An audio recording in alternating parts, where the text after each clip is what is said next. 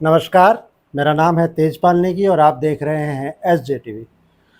आप भी जानते हैं और हमारे सारे दर्शक जानते हैं कि उत्तराखंड में इस समय पंचायत चुनाव का उत्सव चल रहा है और इस उत्सव में शहरी इलाकों को छोड़ के बाकी पूरा ग्रामीण क्षेत्र और अधिसंख्य ग्रामीण क्षेत्र इस उत्सव में शामिल है। हम भी नए-नए प्रत्याशियों की राय, उनके मुद्दे आप तक पहुंचाने का प्रयास शुरू कर चुके हैं और ये हमारा पहला प्रयास है इस सीरीज़ का। हम आपसे जिला पंचायत, बीडीसी प्रधान और वार्ड मेंबर इन लोगों के भी मुद्दे, उनकी राय आपसे आपके सामने रखेंगे। फ़िलहाल हम हैं देहरादून ज़िले के डोईवाला विकासखंड की रानी पोखरी पंचायत के नागाघेर गांव में। यहाँ हम पहले भौगोलिक रूप से आपसे बता दें कि रानी पोखरी पंचायत को 2 बीडीसी मेंबर दिए गए हैं। एक है जिसको रानी पोखरी ग्रांट 1 नाम दिया गया है और दूसरे को रानी पोखरी ग्रांट 2 नाम दिया गया है। तो हम हैं रानी पोखरी ग्रांट 2 में। यहाँ से बीडीसी के लिए दावेदारी कर रहे हैं अनमोल कर्णवाल उर्फ प्रिंस। और अनमोल की खासियत ये है कि ये बेहद शिक्षित हैं। इससे पहले इन्होंने उत्तराखंड के रुद्रपुर में आकाश इंस्टीट्यूट में और हिमाचल प्रदेश के बिलासपुर में एक अच्छी सेवाएं दी हैं और आज कल ये यहाँ पे अपने पैतृक निवास पे हैं। यहाँ से इन्होंने बीडीसी की दावेदारी की है। हम सीधे मुलाकात करते हैं अनमोल से। अनमोल जी, आपका बहुत बहुत स्वागत है। Thank you sir. और सबसे पहले मैं थैंक यू करना चाहूँगा एसजे मीडिया चैनल का कि उन्होंने हम जैसे यूथ को एक प्लेटफॉर्म दिया है जहाँ पर हम बिल्कुल अपनी बात को निसंकोच रख सकते हैं और जनहित के मुद्दे भी हम उठा सकते हैं। बहुत बहुत धन्यवाद आपका। अनमोल जी, कितनी उम्र होगी आपकी अभी? जो सर मेरी जो अभी एज है करंट में मेरी एज है सर 35।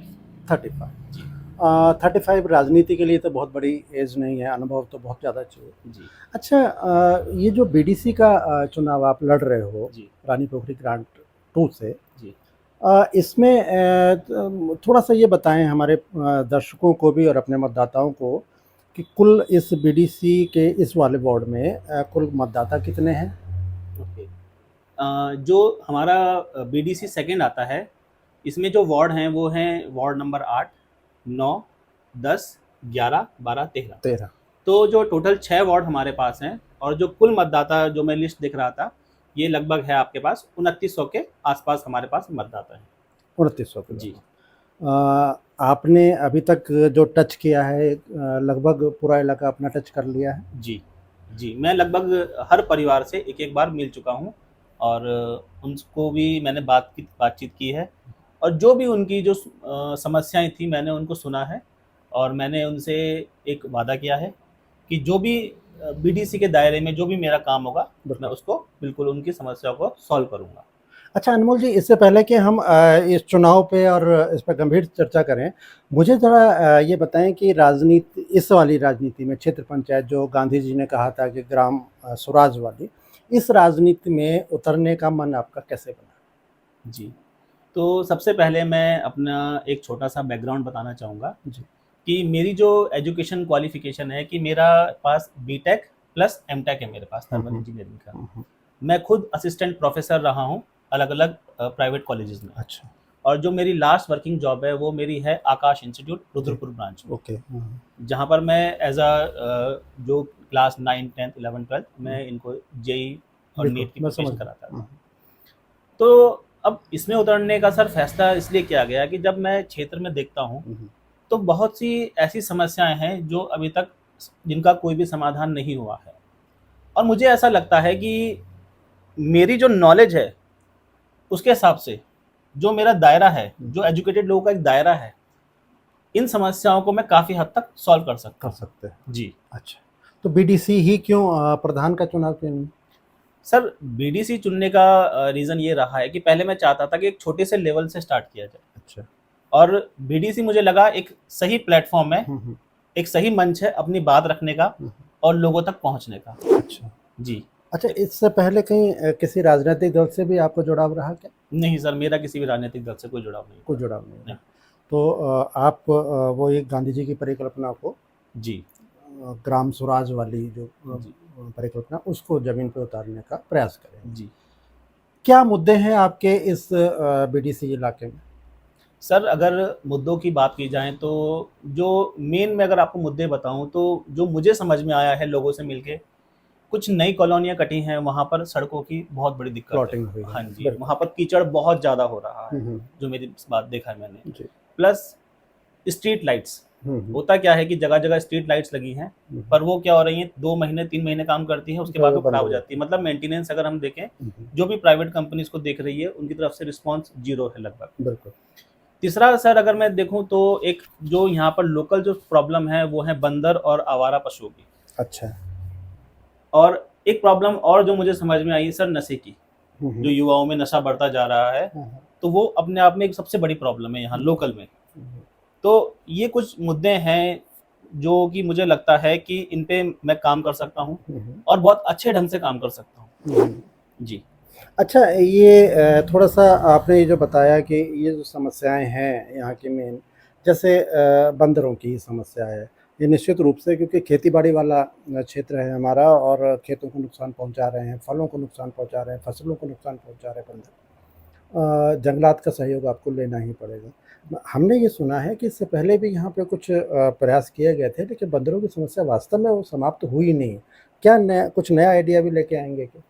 जी, सर जो पूर्व में भी ऐसा नहीं है कि इस पे काम किया गया था और इन बंदरों को काफ़ी बंदरों को पकड़-पकड़ के जो हमारा ऋषिकेश का जो नियर बाय जो एरिया है, वहाँ पर उनको हमने वहाँ पर पहुँचाया था। अच्छा। जी। हाँ, हाँ। पर कहीं न कहीं हमारी जो ये कमी रह गई कि हम इस पे और एग्रेसिवली काम कर सकते थे, हुँ, क्योंकि हुँ। हमने ये भी नोटिस किया है कि शहर के जो बंदर हैं, वो लगभग इस क्षेत्र पे छोड़े जा रहे हैं। उसी अनुपात में छोड़ रहे हैं जिस अनुपात में वो बाहर आप बिल्कुल, निकाल रहे हैं। बिल्कुल।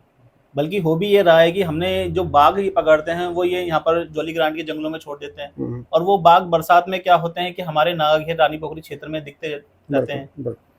तो अगर इस हमें समस्याओं को अगर सॉल्व करना है बंदरों की समस्याओं को, तो इसमें हमें हमें टॉप लेवल के जो अधिकारी हैं, उनको कॉन्फिडेंस में लेना पड़ेगा हुँ, और उनसे सीधे जाके बात करनी पड़ेगी और कि सर हमारी ये प्रॉब्लम है, इसके कारण हमारा जो एग्रीकल्चर है, वो बिल्कुल तबाह हो चुका है। हुँ। कोई भी व्यक्ति बिल्कुल भी काम नहीं करना चाहता एग्रीकल्चर बिल्कुल, पे, बिल्कुल। क्योंकि उसमें भाई हो ही नहीं रहा है कुछ भी। हाँ, हाँ। तो हमें टॉप मैनेजमेंट से जाके जो भी आईएफएस जो हमारे हैं, जो फॉरेस्ट सर्विसेज के अधिकारी होते हैं, हुँ, उनसे जाके बात करनी पड़ेगी, उनको ग्राउंड में लाना पड़ेगा। चाहे तो हमें जो मंत्री जी हैं, उनको भी ग्राउंड में लाना पड़ेगा। बिल्कुल। तो इस तरीके से हमें इस पे बिल्कुल एग्रेसिवली अप्रोच करनी पड़ेगी और यहाँ तक भी अगर हमें इसमें जो होता है कि हम जो सरकार का जो कहना है कि भाई अगर आप बंदर वगैरह का और इनका जो स्टेरिलाइजेशन वगैरह कराते हैं हुँ, ये, हुँ। तो उस पे भी हमें इस पे फोकस करना पड़ेगा। अनमोल जी, जितनी हमारी जानकारी है, आपके इलाके में ये जो बीडीसी का आपका वार्ड है, इसमें पेयजल की भी समस्याएँ हैं क्या? जी सर, ये बिल्कुल आपने एक सही मुद्दा उठाया है कि आप कुछ इस तरीके से समझिए कि एक कमरा है, पहले वो कमरा 2 लोगों के पास था और अब वही कमरे में 10 लोग आ गए हैं। हुँ, हुँ। तो सिमिलरली जो ये पुरानी जो पेयजल लाइन थी, इसमें अगर आप कहें तो 200 परिवार थे। हुँ, हुँ। अब वहीं पर जो नए लोग हमारे भाई-बहन पहाड़ों से आए हैं, तो वहीं पर इनकी जनसंख्या हमारी बढ़ चुकी है। तो अब 500 परिवार हो चुके हैं। एक मैं मोटा-मोटा हिसाब बिल्कुल, आपको बता बिल्कुल, रहा हूँ। बिल्कुल, बिल्कुल। तो वो पेयजल में क्या हो रहा है कि जो पहले पूर्ति होती थी, वो नहीं हो पा रही है। हुँ, हुँ। तो ये अपने आप में एक बहुत बड़ी समस्या है इस क्षेत्र के लिए। हुँ, हुँ। तो इसका समाधान भी आप चुनाव जीतने के बाद करेंगे, जी, है ना? जी, इस समस्या का समाधान सर ये है कि मैंने आदरणीय सीएम पोर्टल में ये मामला डाल रखा है हुँ, हुँ। कि हमारे यहाँ पानी की समस्याएँ बहुत ज़्यादा हो चुकी है हुँ, और उस पे अभी अधिकारियों के जवाब आ रहे हैं कि हमने नया पेयजल के लिए लाइन स्वीकृत कर दी है। हुँ। तो जल्द ही इस पे भी माननीय जो भी हमारे अधिकारी हैं, उनसे वार्तालाप किया जाएगा। एक मुद्दा और आपने बताया, नशा, और निश्चित रूप से ये हमारे युवा पीढ़ी के लिए एक अभिशाप की तरह है और पूरे इलाके में तो है ही है, हमारे यहाँ भी ये समस्या है। इस पे थोड़ा और प्रकाश डालें कि किस तरह से आप इसको, क्या कार्य योजना आपके पास होगी जिससे आप युवाओं को, क्योंकि देखिए बीडीसी का जितना मैं समझता हूँ पद, नशे के लिए तो काम मतलब सरकारी योजनाएँ कम होंगी। किस तरह से आप पुलिस का सहयोग लेंगे? किस तरह से आप समाज का सहयोग लोगे? थोड़ा इस पे बताएँ। हालाँकि ये आपके चुनाव से इतर मुद्दा है थोड़ा। सर, अगर हम रानी पोखरी क्षेत्र में देखें तो यहाँ पर जो सूखा नशा है, जी। वो बहुत ज़्यादा बढ़ गया है, हम्म, खासकर हमारे युवाओं के बीच में। जी। और जो मेरा इसमें है कि हालांकि बीडीसी का अपना एक दायरा होता है जो बिल्कुल। कि हम सब जानते हैं, तो इसमें हमें हमारी प्लानिंग ये है कि क्यों ना हम जो हमारे युवा हैं उनका माइंड डाइवर्ट करें। हम्म, माइंड डाइवर्ट हम कैसे कर सकते हैं? तो हमारे पास एक छोटे छोटे प्लान है कि हम क्यों ना यहाँ पर छोटी छोटी एक लाइब्रेरी खुलवाएं, बिल्कुल। उसमें न्यूज़पेपर रखें, हम्म, छोटे छोटे हम यहाँ पर कोचिंग सेंटर जो होते हैं बच्चों को जो तैयारी कराते हैं, हम्म, चाहे वो पुलिस की तैयारी हो, चाहे आर्मी की जी हाँ, तैयारी हो, हाँ, बिल्कुल। चाहे ग्रुप बी ग्रुप सी के एग्ज़ाम की तैयारी, उस तरफ डाइवर्ट करें। हम्म, उसी तरीके से हमने एक प्लान बनाया है कि हम यहाँ पर खेल के लिए भी प्रोत्साहन देंगे। हम्म, जैसे इंडोर में आपका कैरम हो गया, हम्म, चेस हो गया, हम्म, ठीक है, अंदर आपका जिसको बोलते हैं टेबल टेनिस हो गया, बिल्कुल। ठीक है, इस तरफ भी हम फोकस करेंगे। तो जो युवा हमारा नशे की तरफ जा रहा है उनको हम इस तरफ लेकर आएंगे, चाहे हमें उनके माता पिता से बात करना पड़े, चाहे हमें पुलिस का सहयोग लेना पड़े, चाहे हमें दूसरे जनप्रतिनिधियों का सहयोग लेना पड़े, जो भी होगा हम इस पे पूरा कदम उठाएंगे। आपके मतदाता के दिमाग में आपकी बातें सुनने के बाद एक और चीज़ आएगी कि आप औरों से और प्रत्याशियों से अलग कैसे हैं? अगर आपसे कहें कि आप 2 मिनट के अंदर या 1 मिनट के अंदर बताएं कि आप औरों से अलग कैसे हैं? तो सर मैं इतना ही कहना चाहूँगा कि आपने लगभग सभी को मौका दे दिया है। अब हमारा क्या है कि मैं खुद में एक काफ़ी एजुकेटेड हूँ, जो एमटेक मेरे पास डिग्री है, और मैं खुद यहाँ पर ग्राउंड में उन समस्याओं को झेल चुका हूँ जो मुझे लगता है कि बहुत आसानी से सॉल्व होनी चाहिए। चाहे उसमें हमें विधायक की मदद लेनी हो, चाहे हमें क्षेत्रीय सांसद की मदद लेनी हो, क्योंकि हमें मेरा कॉन्फिडेंस लेवल सर इतना तो है कि मैं इन मुद्दों को उनके सामने रख सकता हूँ डट के, और मैं बोल सकता हूँ कि सर मेरे क्षेत्र की समस्याएं हैं और आप आइए ग्राउंड में और ये देखिए। क्योंकि बीडीसी का दायरा छोटा है, पर बीडीसी एक जनप्रतिनिधि है, तो वो आराम से विधायक और सांसदों से एक मुलाकात करता रहता है। अप्रोचेबल हो सकता है जी। तो जहां पर भी बात रखने की बात आएगी, चाहे अधिकारियों के बीच में है, चाहे हमारे आदरणीय विधायक, चाहे सांसदों, चाहे मंत्रियों के साथ, वहां मैं सारी जन समस्याएं रखूंगा, चाहे मुझे पब्लिक को लेकर जाना पड़े, चाहे मुझे खुद बैठना पड़े। ठीक है, अभी तक आपने जनता ने सबको मौका दे दिया है, एक मौका आप मुझको भी दीजिए। मैं ग्राउंड पर जाकर आपकी सारी समस्याओं को, मैं ये तो नहीं कहता कि मैं परफेक्ट हूं, पर मैं कोशिश ये करूंगा कि आपकी जो आकांक्षाएं हैं उनको, उस पर मैं खरा उतर सकूं। ये अच्छी बात है। आप चूँकि युवा हैं और हाँ, यहाँ पे वैसे तीनों ही प्रत्याशी एकदम युवा हैं, तो तीनों प्रत्याशियों का जो टारगेट वोटर होगा वो निश्चित रूप से युवा ही होगा, है ना? बुज़ुर्ग, महिलाएँ, उनके लिए कुछ कहना चाहें तो ज़रूर कहें। जी, तो मैं सभी जो हमारे बुजुर्ग हैं, मातृत्व शक्ति है, मैं उनसे हाथ जोड़ के निवेदन करता हूँ कि आपको, अगर आपके पास कोई भी समस्या आती है, तो मैं ये नहीं बोलूँगा कि आप उस कार्यालय आइए, इस कार्यालय जाइए। आपके पास मेरा नंबर है, आप मुझे कॉल कीजिए, मैं सीधा आपके पास आऊँगा। सरकार ने सुविधाएं सब दे रखी हैं, बस जानकारी का अभाव है। जैसे एक छोटी सी मैं आपको बता देता हूँ कि इलेक्शन कमीशन ऑफ इंडिया ने एक ऐप निकाली है हमारी वोटर के लिए। अब हम कंफ्यूज हैं कि हमारा नाम वोटर लिस्ट में है कि नहीं है, तो हम इसको कॉल कर रहे हैं, उसको कॉल कर रहे हैं। आप कुछ मत कीजिए, आप अपना मोबाइल नंबर डालिए, उसमें ओटीपी आएगा, आप अपना ओटीपी डालिए और आपको पूरा पता चल जाएगा कि आपका जो वोट है वो कहाँ पड़ेगा। आपका वो लिस्ट अपडेट हुआ है, मतदान केंद्र पे पड़ेगा, जी, कौन सा मतदान केंद्र में पड़ा हुआ है। तो ये छोटी छोटी चीजें हैं जो कि जो जानकारियां जो हमारे महिलाओं को नहीं होती या वृद्ध लोगों को नहीं होती, वो उसको हमारे पास थोड़ा ये है कि हम लोग टेक्नोलॉजी वाले बंदे हैं, तो हमारे पास ये जानकारी होती है। ऐसे ही पेंशन का हो गया, हम काम वो घर पर बैठ के कर सकते हैं। बिल्कुल। ठीक है, कि हम आपके पास आएंगे और हम आपके घर पे बैठकर ये काम करेंगे, आपको कहीं जाने की जरूरत नहीं है।